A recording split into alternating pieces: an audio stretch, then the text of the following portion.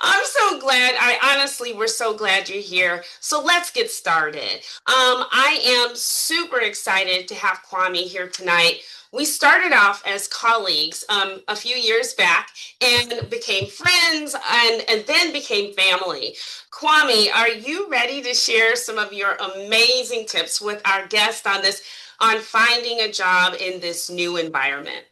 Yeah, absolutely, Shelby. And first of all, before we even get going, I want to thank you for the invitation tonight. But more than that, I want to thank you for putting this series together.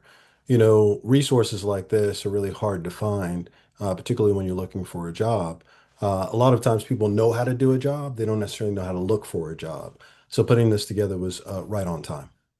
Yes, you said that right. Well, okay, let's start off with this, Kwame. How much of a role because everything is AI now, right? But how much of a role does AI play when someone applies for a job? Yeah. Look, Shelby, you said it right. AI, everything is AI right now, and AI certainly is a large part of the job, search process. But I want to make sure that people don't get lost in AI. Okay. The job process is still about selling yourself and making sure that you're actually crafting a message associated with you. And a lot of times, what people will do is they'll just type their information into AI, just a basic piece, and then allow AI to generate a resume and then put that resume out. That's not necessarily the way that you want to utilize AI, but AI is a very large part of the job search on the candidate side, but also on the employer side, because employers are using AI tools as well.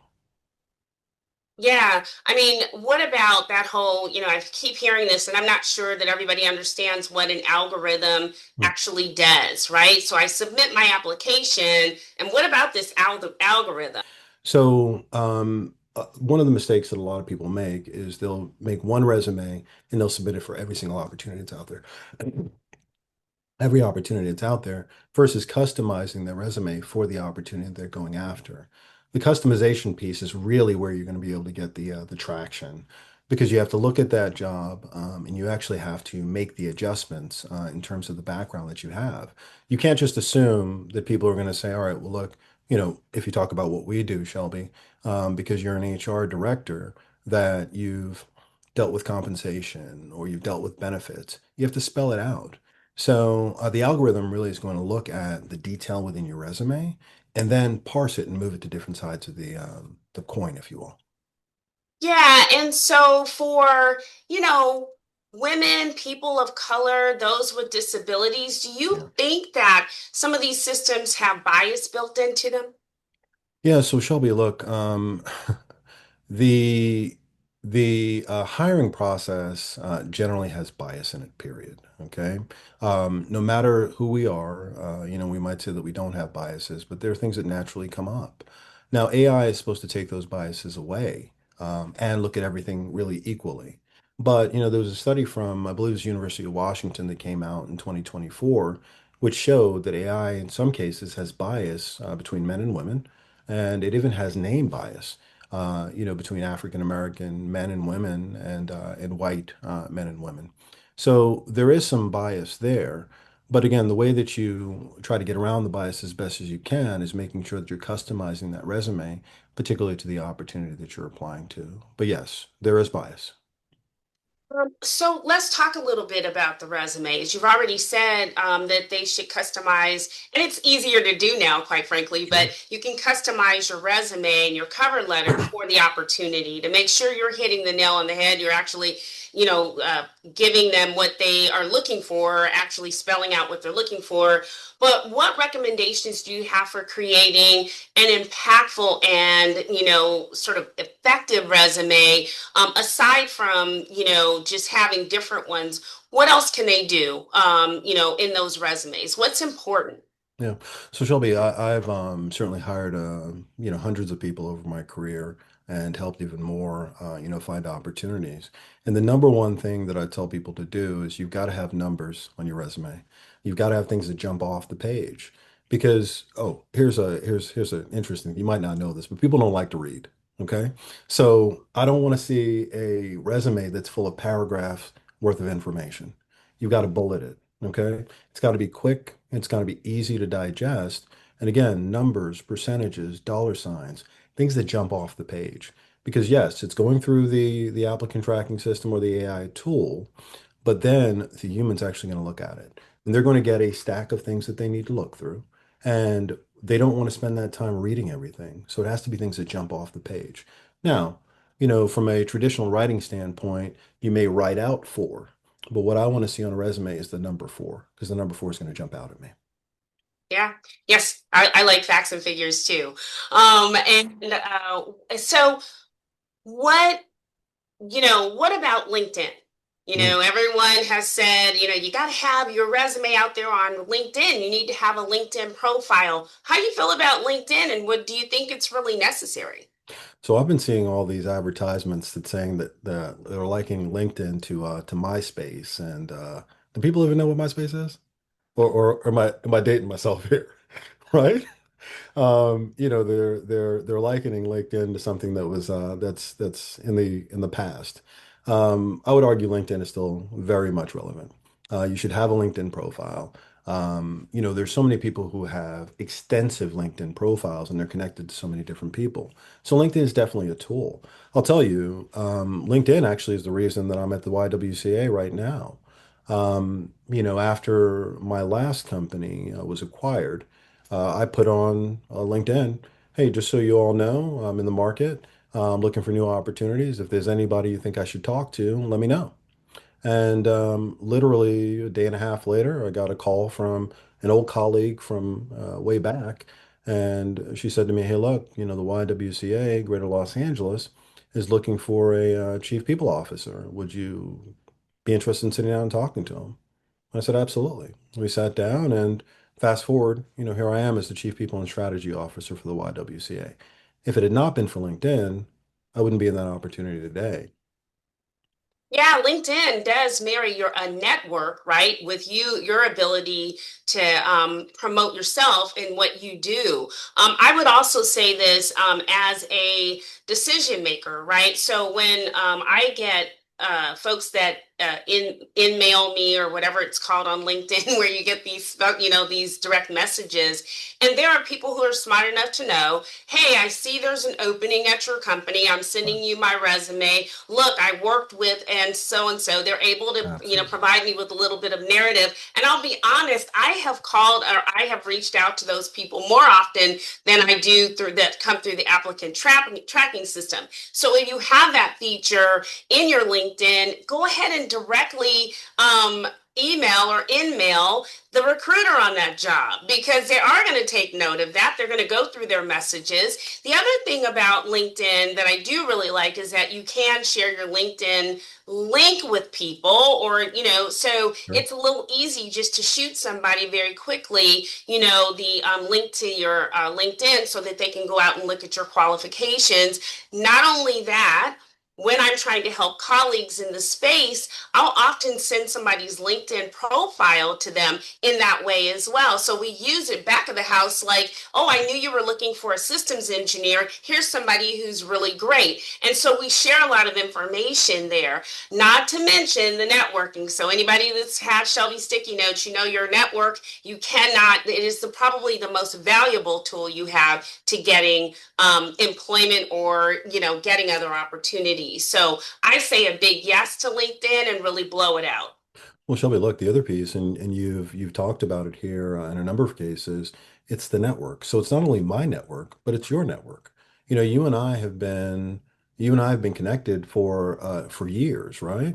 And literally, it's not just my network, but since I'm tied to you, people have access to your network. That's right. So I tell people all the time, particularly people that I know that are looking for opportunities, make sure we're connected on LinkedIn because there may be somebody in my network who's got an opportunity that makes sense for you that you otherwise would not have seen or known about because of me.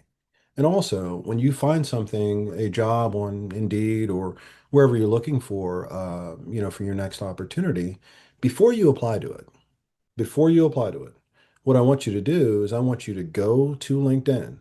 I want you to put that company in and see who may work there, right? Yeah. And it may not be someone who's directly connected to you, but it may be someone who is second or third degree from you. Look, I get this all the time. Hey, Kwame, I see that you're connected to Shelby Boagni. Would you mind making an introduction? Absolutely. No problem. Let me call Shelby right now. So what happens is you've got an advantage over everyone else who's applying for that role because now you've got the inside. Your resume is getting to the person who is potentially going to make that decision, or the person who can get that resume to the person who's going to make the decision. That's right. LinkedIn? Absolutely yes. Yes. All right. What should candidates do to prepare for an interview, Kwame? Like, what are your, favorite steps that people should take as they prepare for an interview? Because we've moved past the networking and applying. We're going to the interview now. Yeah. What would you recommend for preparation? Yeah, so do your research on the person you're going to be interviewing with, and you can do your research on LinkedIn, right? Or you can go to the corporate, website, depending on what level of person that you're interviewing with. Find out a little bit about them. Find out how long they've been at the company, so that you go in with at least a base for what the conversation is going to be. Now, you don't know what questions are going to come at you during the interview process, but you should have a sense of the things that you want to make sure you communicate. Okay. So you want to make sure that you are able to craft those into the conversation. So regardless of the question that's asked, you answer the question and then you drop a little nugget in about the thing that you want to make sure that they know. Now, again, I started by saying this, that you're really good at your job. You're not necessarily good at telling people how good you are at your job, right? Unless you're a marketing person. Everyone else has to follow a formula, and that formula is what we're trying to give you today. So do your research in advance. Make sure you come in with prepared questions that you want to know also. There are going to be things that you may want to know about the opportunity. What's the work schedule? Where are the opportunities for growth and development? Now, if you talk about growth and development, now be clear that you're not looking for it today, right? Because that person who's interviewing you is going to say, all right, well, you're looking for the next opportunity, not my opportunity. But you also want to make sure that they understand that you want to be there for a long period of time. This isn't a, shot in the dark or shot in the night, whatever it is, where you're in and out. You want to find a place that's going to be a home for the next 5 or 10 years of your career. And then, one of the last things that I want to make sure that you do in that interview process is ask for the opportunity. So many times you'll be in an interview and it's like, well, shucks, I told them that I wanted it. But I want you to explicitly, I want you to verbally say, you know what, thank you so much for your time today. I really enjoyed the conversation. I really enjoyed the conversation, and I'm looking forward to the next steps. He's muted. Oh, Tech, sorry can about you? that. There we go. Sorry about that.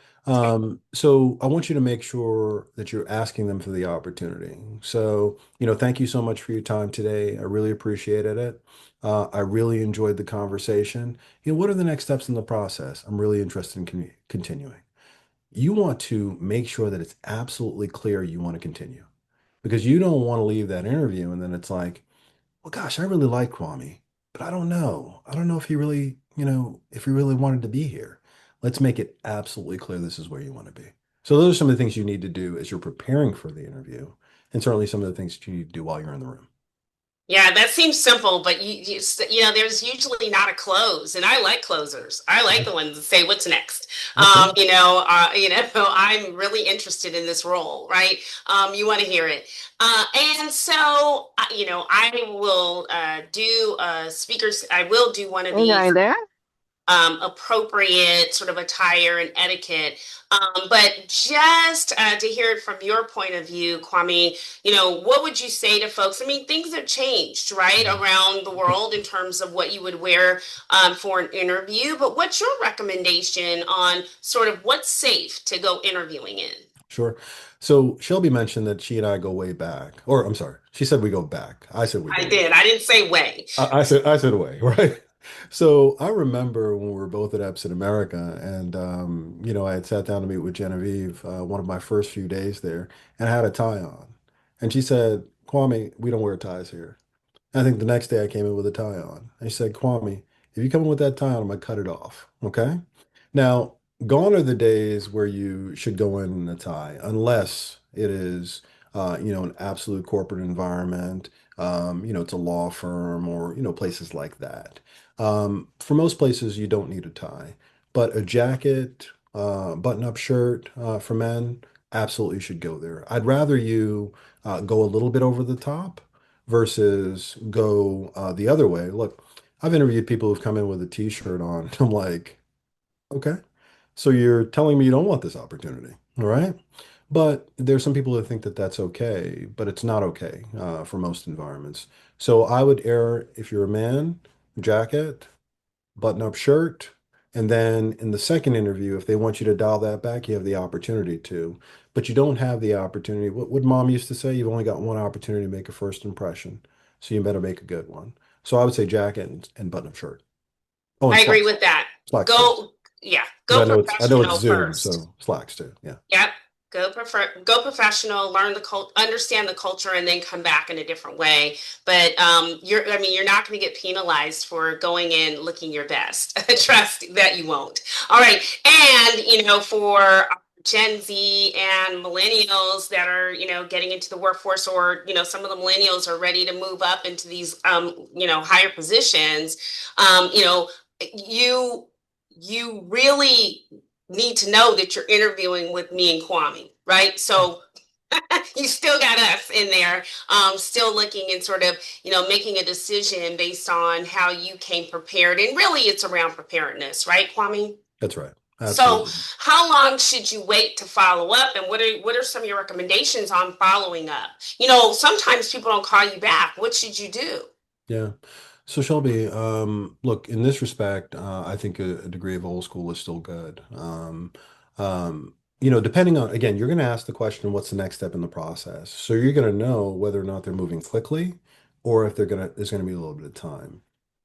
I've always been a fan of handwritten notes. However, in this particular environment, you're not going to have that time, right? Unless it's a drawn out search. But if you got the time, write a handwritten note. Because here's the thing, the only thing people get in the mail are bills generally, right?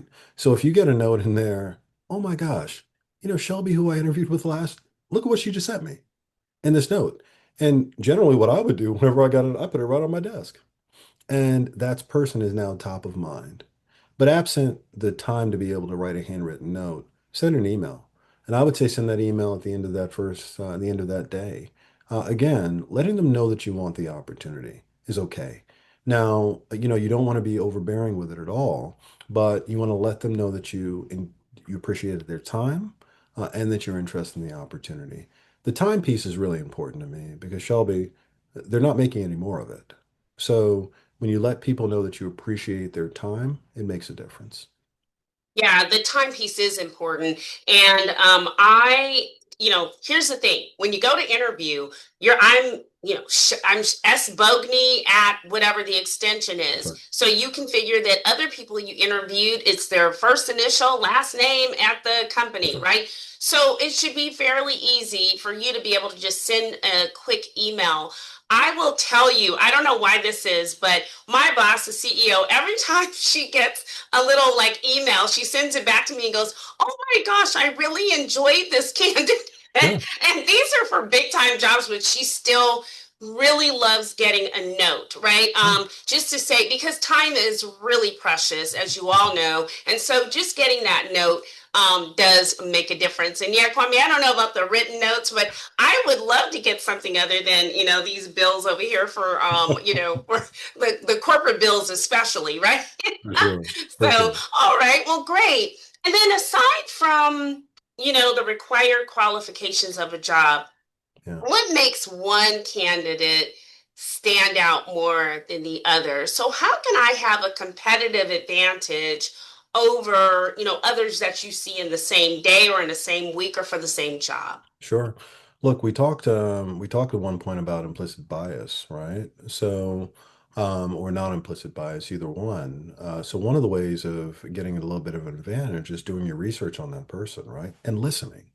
Okay. I once two things. I read an article one time about this lady who was interviewing people, and she would purposely put a picture of a young child on her desk. And the people she would interview would say, "Oh my gosh, You have a child, I have a child too, right?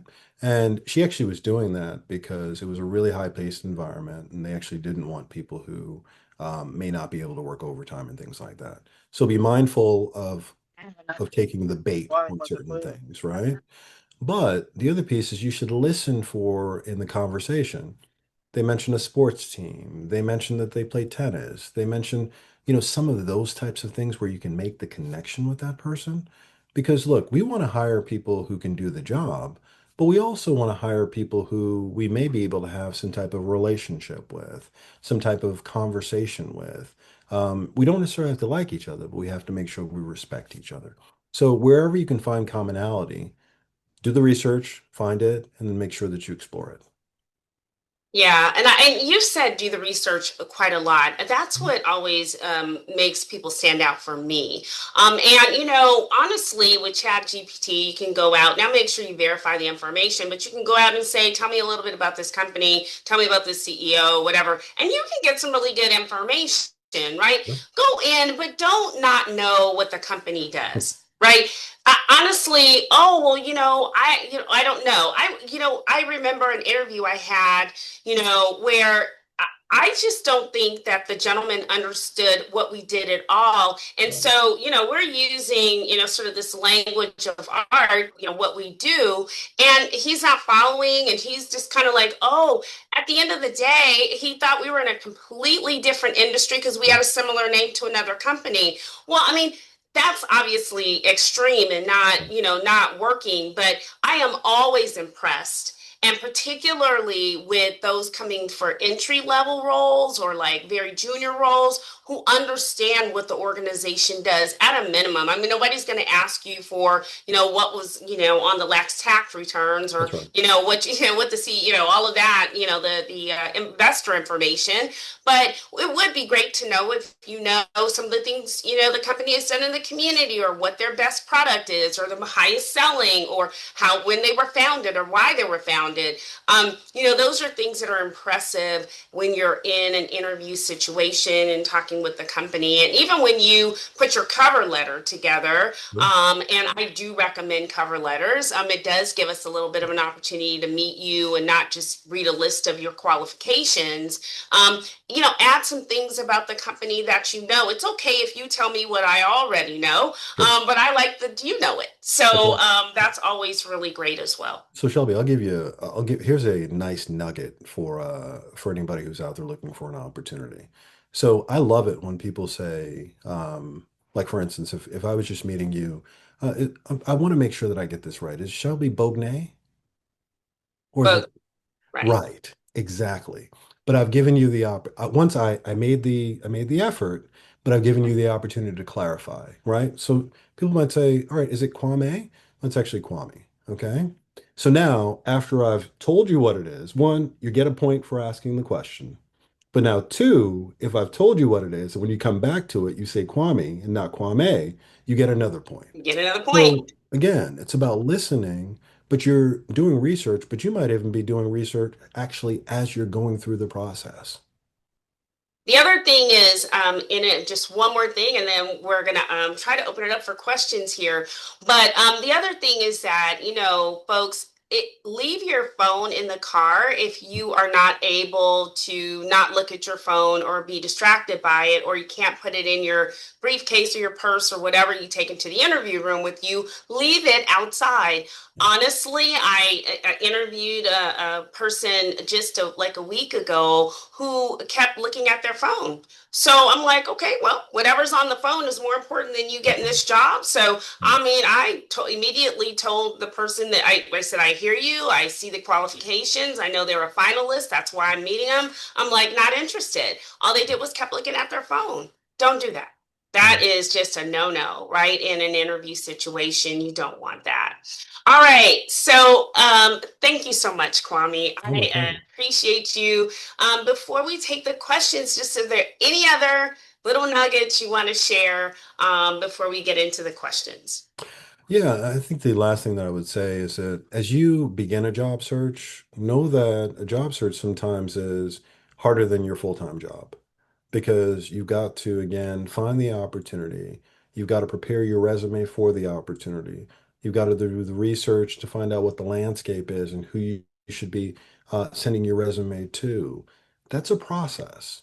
But if you follow the process, if you do some of the things that we're sharing with you tonight, I guarantee you, you're going to find the right opportunity. Not a opportunity, but the right opportunity. And I think if you go into it and you make sure that you're positioning yourself as the expert in terms of what you do, not selling yourself in terms of what you do, you're going to get the right role. Right. Thank you, Kwame. All right.